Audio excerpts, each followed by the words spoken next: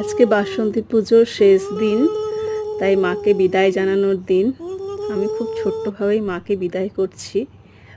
যেভাবে লাল চন্দন দিয়ে, অপরাজিতা ফুল যদিও বা পাইনি, লাল চন্দন দিয়ে সামনে আয়না দিয়ে যেভাবে পুজো করতে হয় সেভাবেই করেছি।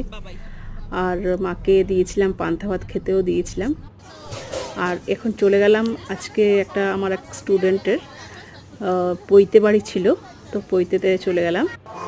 পৈতেতে গিয়ে ওখানে কোল্ড ড্রিঙ্কস আগে খেলাম, তারপরে দই বড়া আলুর দম খেলাম। খেয়ে ওখানে অনেকেই এসছিল, এই যে এই বাচ্চাটার মা, এটা যার পৈতা হচ্ছে তার মা। আর ওখানে অনেকেই এসছিল যাদের সঙ্গে আমাদের ভালো সম্পর্ক।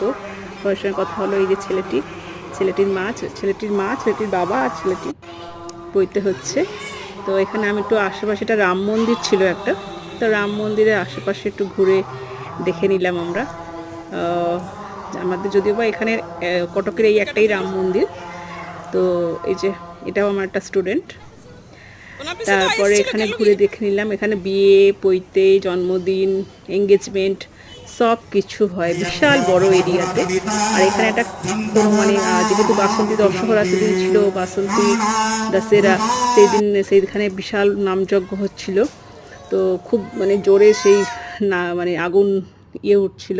এবার আমরা কিছুটা ফটোশ্যুট করে নিলাম, তারপরে চলে গেলাম কিছু মেন কোর্স খেতে।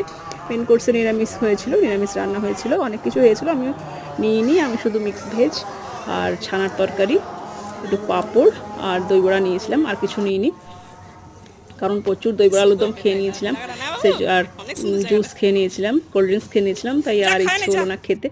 আর এখানে দেখুন কত সুন্দর ভিউটা দেখা যাচ্ছে।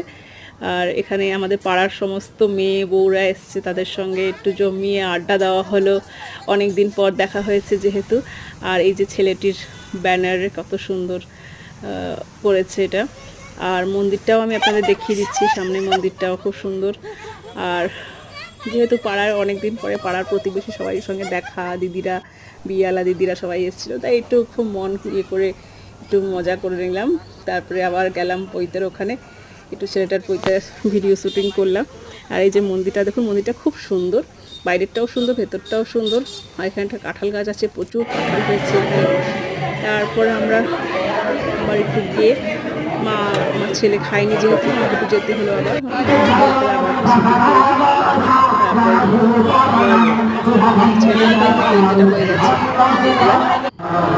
হয়ে গেছে। এবার ঢুকে দেওয়ার পালা। আমরা এরকমভাবে খুব এনজয় করে নিলাম।